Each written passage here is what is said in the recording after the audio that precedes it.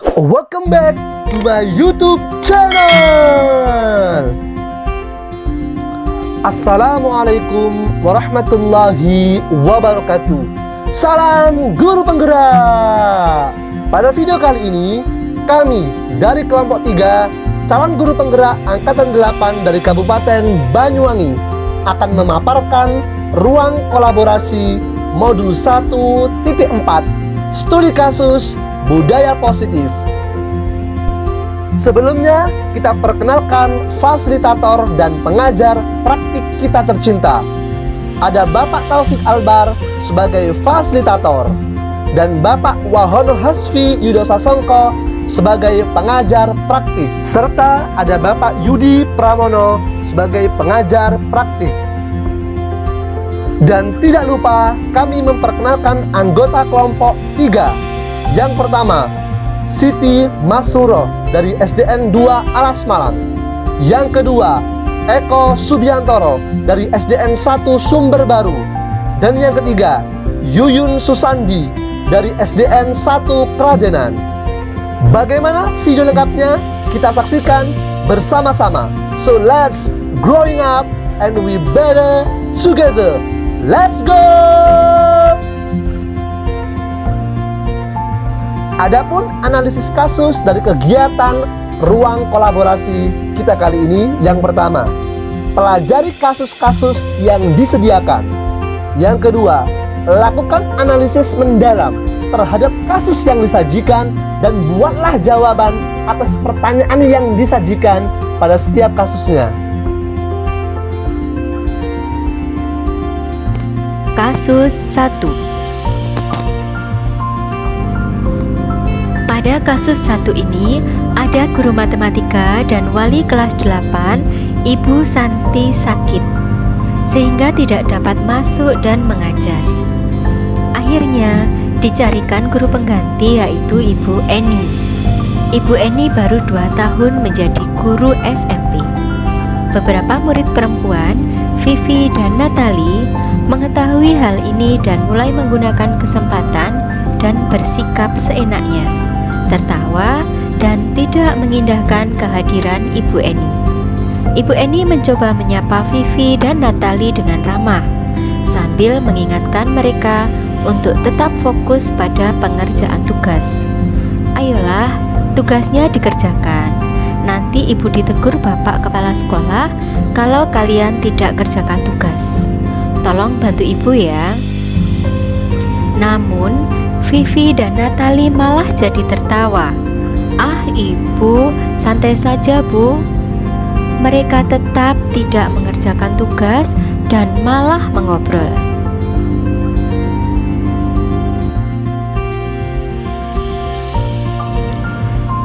Keesokan harinya, Ibu Santi memanggil Vivi dan Natali, serta menanyakan tentang laporan dari Ibu Eni. Ibu Santi menanyakan apakah mereka bersedia melakukan sesuatu untuk memperbaiki permasalahan yang ada. Vivi dan Natali sempat ragu-ragu dan membela diri. Namun pada akhirnya mereka mengatakan akan meminta maaf. Ibu Santi menanggapi bahwa tindakan itu boleh saja dilakukan bila mereka sungguh-sungguh ingin meminta maaf. Namun, Ibu Santi menanyakan kembali apa yang bisa mereka lakukan untuk menggantikan rasa tidak dihormati Ibu Eni. Baik Vivi maupun Natali mengakui bahwa perilaku mereka tidak sesuai dengan keyakinan kelas. Ibu Santi melanjutkan kembali apa yang akan mereka lakukan untuk memperbaiki masalah. Apakah ada gagasan?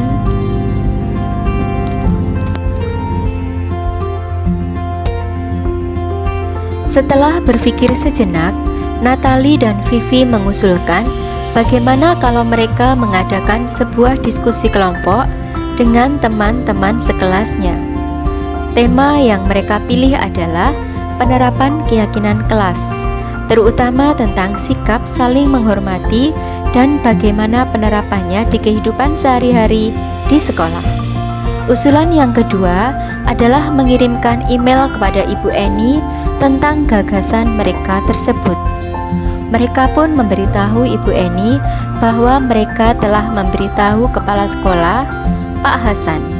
Bila lain waktu ada ketiadaan guru, mereka akan mengusulkan Ibu Eni sebagai guru penggantinya.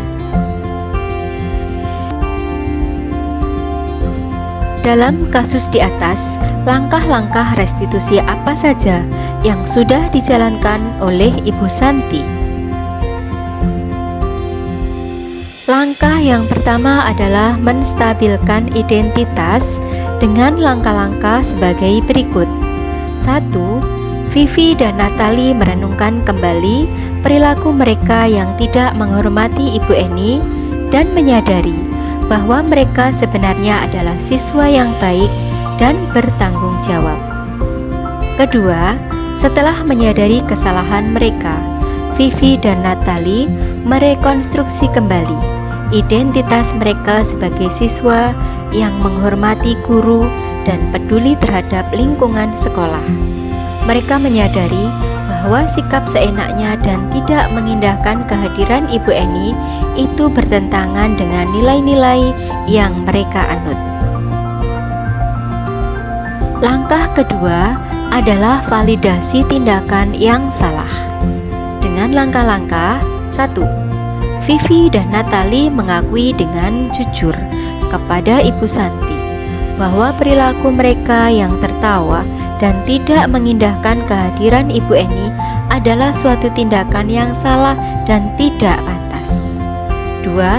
Mereka memvalidasi dampak negatif dari perilaku mereka dengan mengakui bahwa tindakan tersebut dapat menyebabkan ketidaknyamanan bagi Ibu Eni, mengganggu kelas, dan merusak iklim belajar mengajar. Yang ketiga, Vivi dan Natali siap untuk mengesampingkan pembelaan mereka dan bertanggung jawab atas kesalahan yang telah mereka lakukan tanpa mencari pembenaran atas tindakan mereka. Langkah ketiga adalah menanyakan keyakinan. Yang pertama, Ibu Santi memulai dengan menyadarkan Vivi dan Natali kembali tentang keyakinan kelas yang sudah diajarkan di kelas. Dia menjelaskan bahwa salah satu nilai penting dalam keyakinan tersebut adalah sikap saling menghormati dan bertanggung jawab sebagai siswa. 2. Ibu Santi bertanya kepada Vivi dan Natali tentang pemahaman mereka terhadap keyakinan kelas dan bagaimana perilaku mereka yang melanggar nilai-nilai tersebut. Dia ingin tahu apakah mereka menyadari bahwa tindakan mereka tidak sejalan dengan keyakinan yang telah diajarkan di kelas. 3. Setelah merenungkan pernyataan Ibu Santi, Vivi dan Natali menyadari bahwa mereka telah melanggar keyakinan kelas dengan perilaku mereka yang tidak menghormati Ibu Eni. Mereka mengaku bahwa tindakan mereka tersebut tidak sesuai dengan keyakinan yang mereka anut dan bersedia untuk memperbaiki kesalahan tersebut.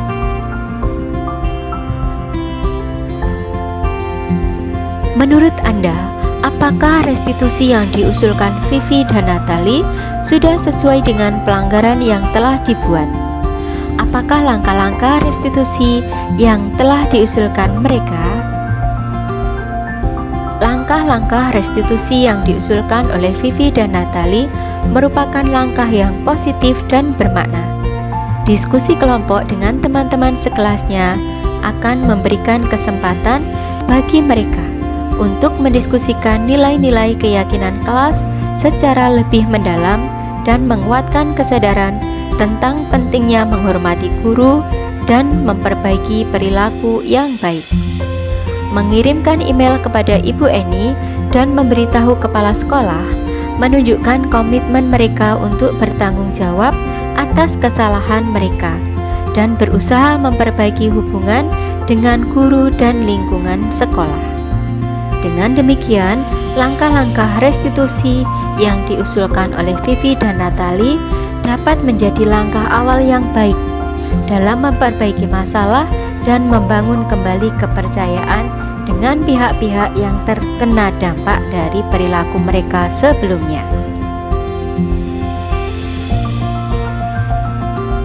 Menurut Anda, apakah restitusi yang diusulkan Vivi dan Natalie sudah sesuai dengan pelanggaran yang telah dibuat? Apakah restitusi yang telah diusulkan mereka?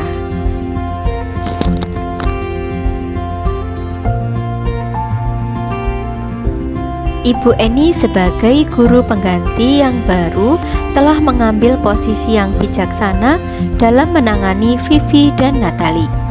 Meskipun baru 2 tahun menjadi guru SMP, Ibu Eni telah menunjukkan sikap yang penuh tanggung jawab, empati, dan kesabaran dalam menghadapi perilaku Vivi dan Natalie yang tidak menghormatinya.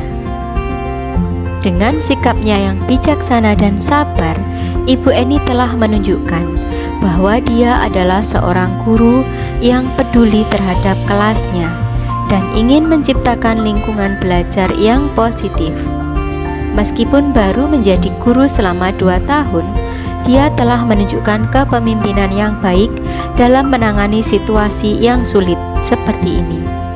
Sikapnya yang empatik dan menghargai peran Ibu Santi sebagai wali kelas juga menunjukkan bahwa dia menyadari pentingnya kerjasama dan komunikasi antara guru-guru dalam menciptakan lingkungan belajar yang efektif dan menyenangkan bagi siswa.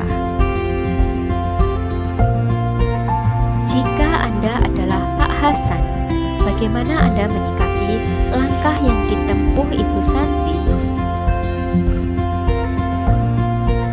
Pak Hasan selaku kepala sekolah dalam kasus ini, saya akan menyikapi langkah yang ditempuh Ibu Santi dengan mendukung dan mengapresiasi tindakan yang telah diambilnya. Ibu Santi telah menghadapi masalah dengan Vivi dan Natalie dengan bijaksana dan melibatkan saya sebagai kepala sekolah untuk menangani situasi tersebut.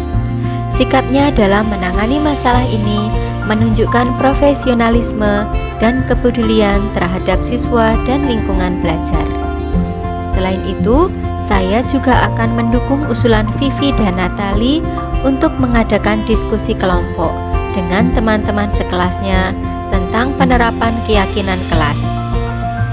Diskusi ini akan memberikan kesempatan bagi siswa untuk berbicara dan mendiskusikan nilai-nilai yang penting dalam kehidupan sehari-hari di sekolah. Saya akan menganggap usulan ini sebagai langkah yang positif dalam membangun kesadaran dan menguatkan nilai-nilai kebajikan di sekolah. Kasus 2.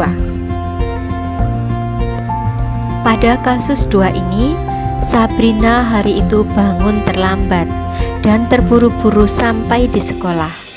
Dia pun akhirnya sampai di gerbang sekolah, tapi baru menyadari kalau tidak menggunakan sepatu hitam seperti yang tertera di peraturan sekolah.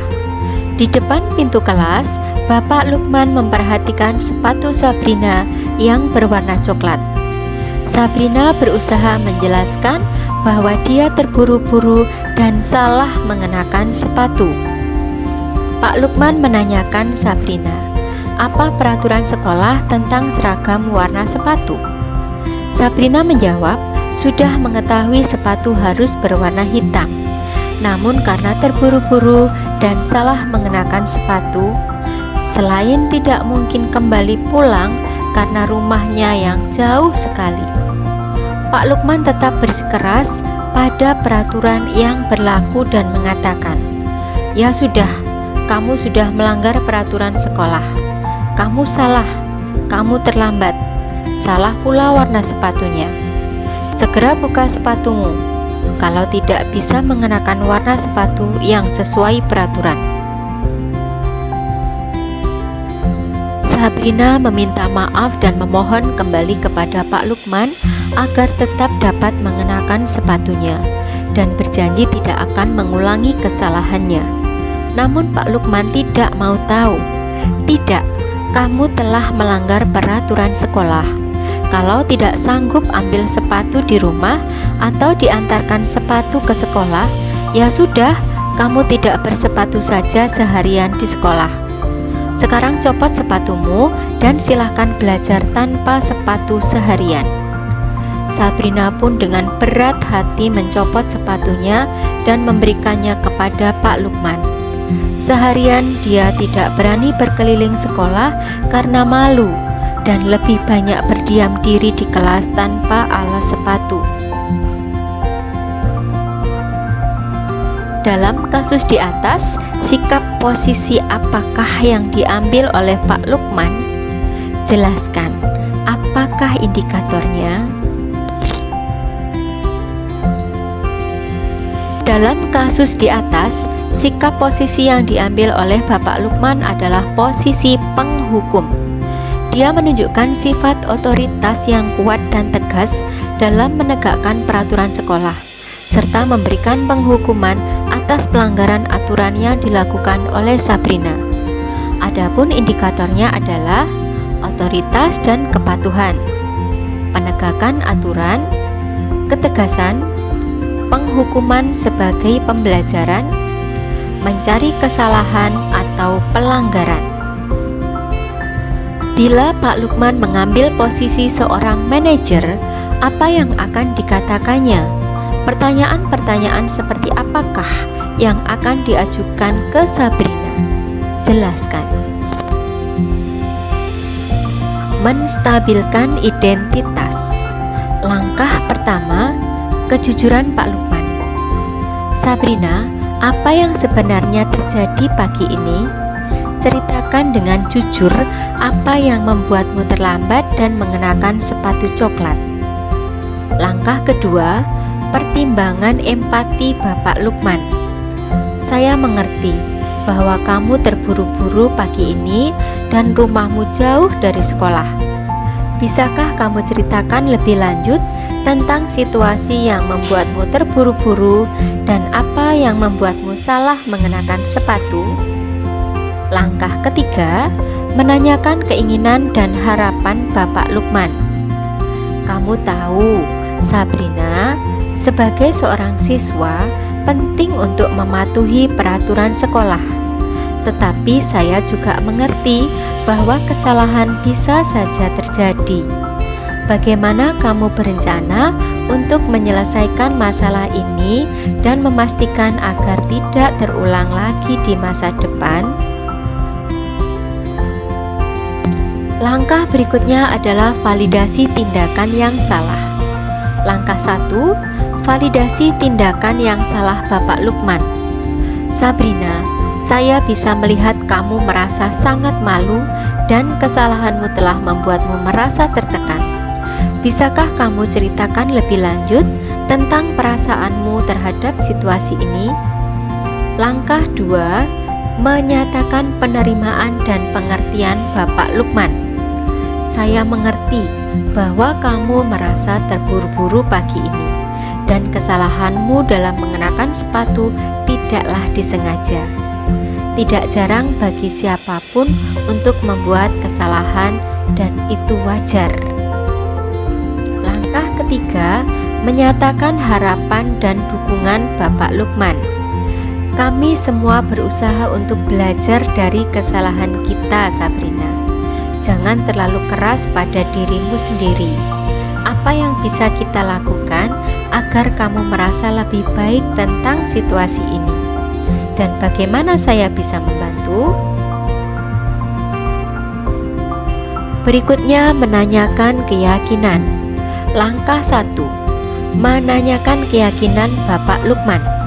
Sabrina, saya ingin lebih memahami mengapa kamu memilih untuk tetap menggunakan sepatu coklat, meskipun tahu peraturan sekolah menyebutkan harus menggunakan sepatu hitam. Apa yang membuatmu mengambil keputusan tersebut? Langkah 2, mendengarkan dengan empati Bapak Lukman. Saya mendengarkan. Jadi, kamu merasa terburu-buru dan tidak ingin kembali pulang karena rumahmu jauh. Apakah ada alasan lain yang membuatmu memilih mengenakan sepatu coklat? Langkah 3. Mencari titik temu dan pemahaman bersama Bapak Lukman. Saya mengerti bahwa kamu merasa dalam situasi yang sulit pagi ini. Namun, bagaimanapun, peraturan sekolah tetap harus diikuti agar semua siswa tampil seragam.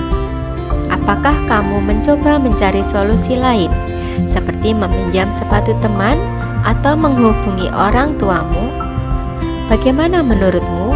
Kita bisa menemukan situasi yang bisa memenuhi kebutuhan tanpa melanggar peraturan sekolah.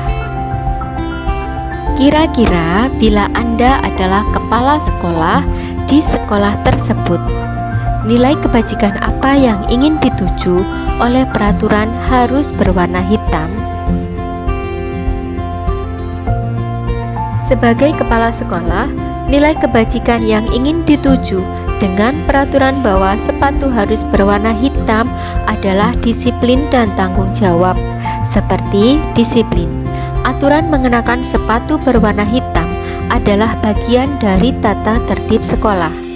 Dengan mengikuti aturan ini, siswa diharapkan memiliki disiplin dalam menghormati peraturan dan norma yang telah ditetapkan. Disiplin adalah nilai kebajikan yang penting untuk menciptakan lingkungan sekolah yang teratur, aman, dan produktif. Tanggung jawab. Dengan mengenakan sepatu berwarna hitam sesuai peraturan, siswa menunjukkan tanggung jawab mereka sebagai anggota komunitas sekolah. Mereka menyadari bahwa tindakan mereka berdampak pada orang lain dan mereka bertanggung jawab untuk mematuhi aturan-aturan yang ada. Dengan menekankan nilai kebajikan seperti disiplin dan tanggung jawab melalui peraturan mengenakan sepatu berwarna hitam, sekolah bertujuan untuk membentuk karakter siswa yang lebih baik, mengajarkan mereka pentingnya aturan dan ketaatan, serta mengembangkan sikap bertanggung jawab dalam kehidupan mereka sehari-hari. Bagaimana Anda menyikapi langkah yang diambil Pak Lukman mengenai kasus tersebut? Penting bagi kepala sekolah untuk menjaga keseimbangan antara penerapan aturan sekolah dan sikap empati dalam menyikapi situasi siswa. Dengan pendekatan yang bijaksana, situasi ini dapat menjadi peluang bagi Sabrina dan siswa lainnya untuk belajar dan berkembang sebagai individu yang bertanggung jawab dan disiplin.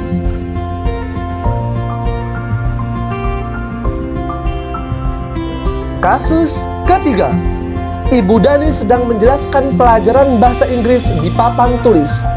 Namun beliau memperhatikan bahwa Fajar malah tidur-tiduran dan tampak acuh tak acuh pada pelajarannya.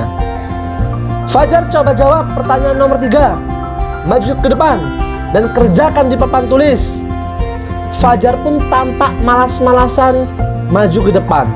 Dan sesampainya di depan papan tulis pun, Fajar hanya diam terpaku sambil memegang buku bahasa Inggrisnya dan memainkan spidol di tangannya. Ayo Fajar, makanya jangan tidur-tiduran, lain kali perhatikan. Sudah sana, duduk kembali. Kira-kira siapa yang bisa?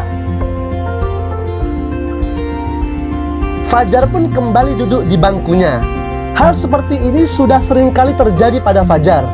Seperti tidak memperhatikan, acuh tak acuh, dan nilai-nilainya pun tidak terlalu baik untuk pelajaran bahasa Inggris. Pada saat ditegur oleh Ibu Dani, Fajar hanya bisa menjawab, "Tidak tahu, Bu." Ibu Dani pun menjawab dengan lirih, "Gimana kamu Fajar? Kamu tidak kasihan apa sama ibu ya?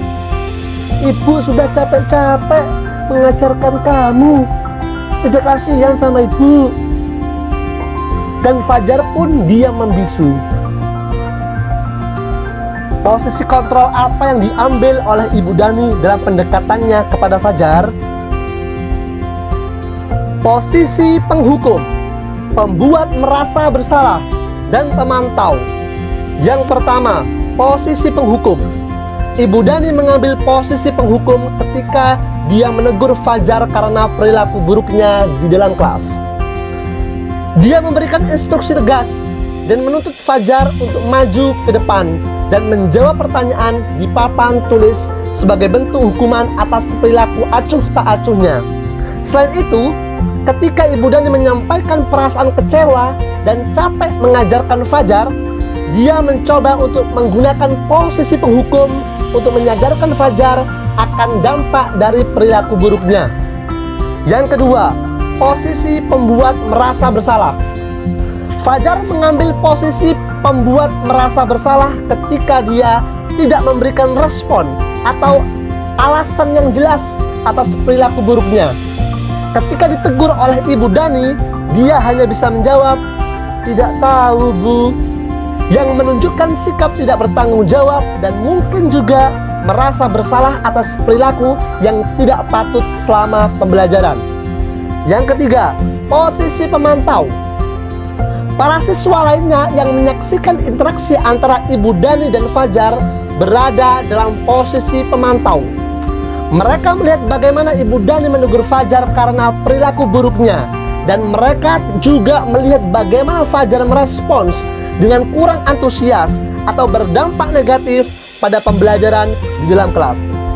Sebagai pemantau, mereka mungkin juga memiliki perasaan dan opini sendiri mengenai situasi tersebut.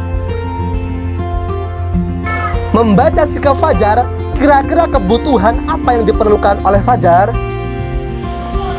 Bahwa kebutuhan Fajar bisa lebih kompleks daripada yang terlihat dari cuplikan cerita di atas.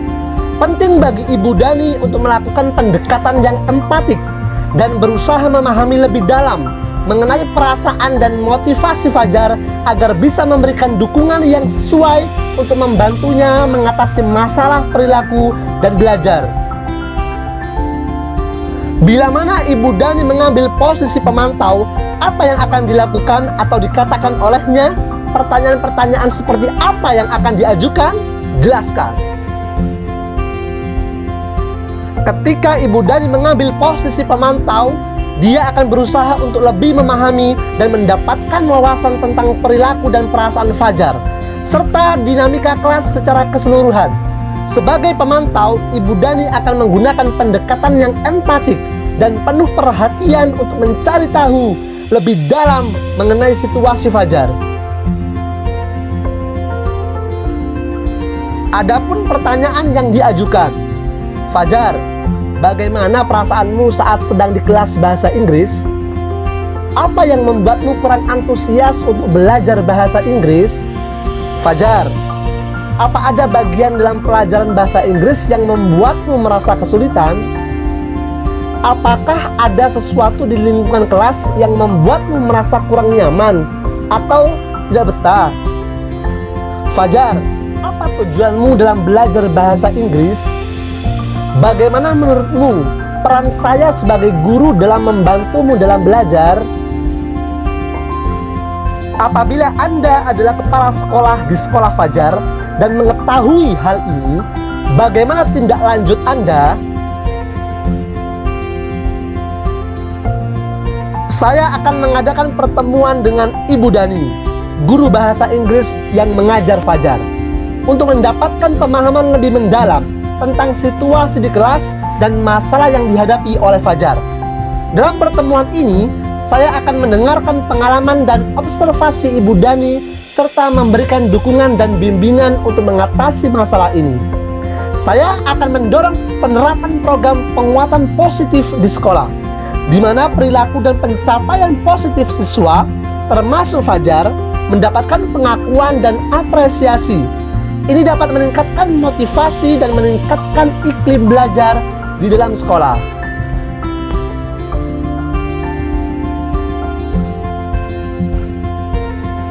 Kasus 4. Anto dan Dino sedang bermain bersama di lapangan basket dan tiba-tiba terlibat dalam sebuah pertengkaran adu mulut.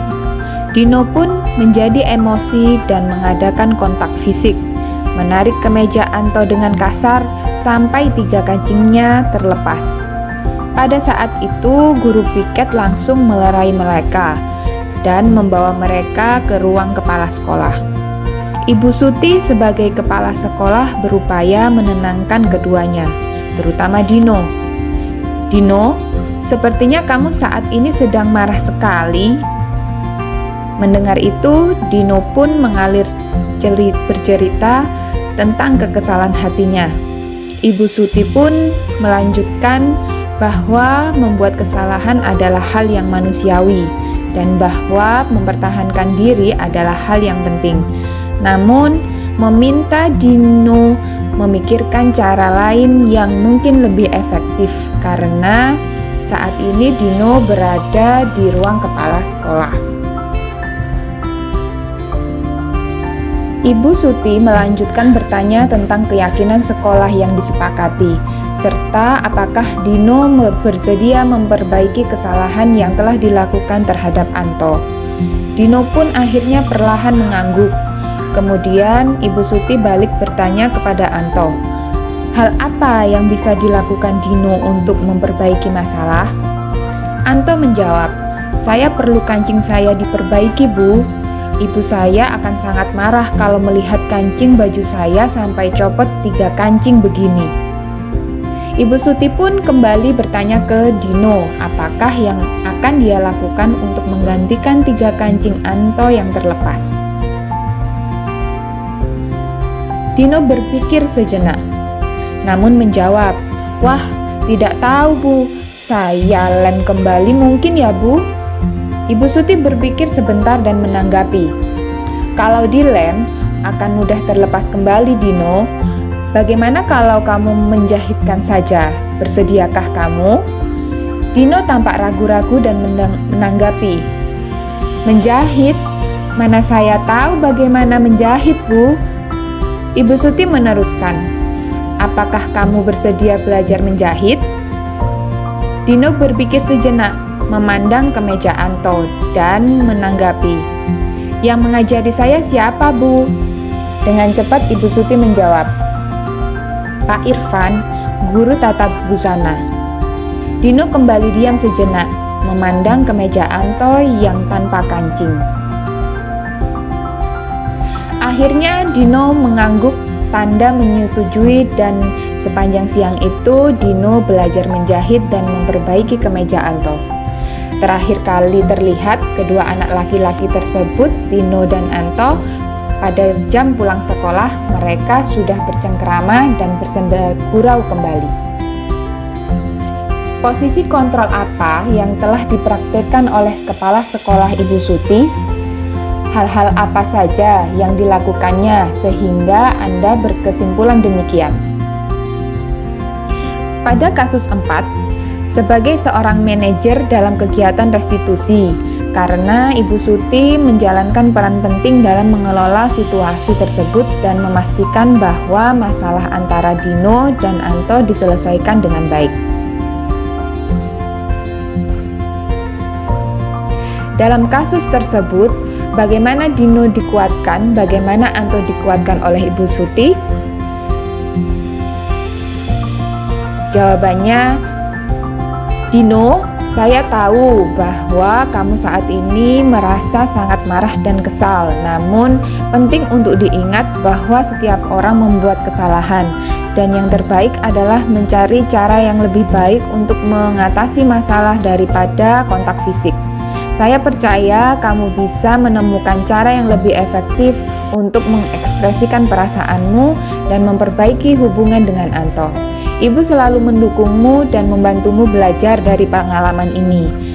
Bersama, kita akan mencari solusi yang positif untuk menghadapi masalah ini. Kira-kira nilai-nilai kebajikan atau keyakinan sekolah apa yang dituju dalam kasus tersebut? Jelaskan. Yang pertama adalah empati. Ibu Suti menunjukkan empati terhadap perasaan Dino yang marah dan Anto yang merasa kesal karena kemejanya rusak. Empati membantu menciptakan hubungan yang lebih baik antara siswa dan memungkinkan pemahaman yang lebih baik tentang perasaan satu sama lain. Yang kedua, Toleransi dan penghargaan. Dalam mengatasi konflik, Ibu Suti mendorong Dino dan Anto untuk saling menghargai dan memahami pandangan dan perasaan masing-masing. Penghargaan terhadap perasaan dan pandangan orang lain merupakan nilai penting dalam membangun hubungan yang baik dan harmonis. 3. Tanggung jawab dan pertanggungjawaban. Ibu Suti menekankan pentingnya tanggung jawab dan mendorong Dino untuk memperbaiki kesalahan yang telah dilakukannya terhadap Anto. Ini menekankan pentingnya bertanggung jawab atas tindakan kita dan mencari cara untuk memperbaiki kesalahan. Demikianlah pemaparan dari kelompok kami, kurang lebihnya mohon maaf. Jangan lupa like, comment, and share ya. Wassalamualaikum warahmatullahi wabarakatuh.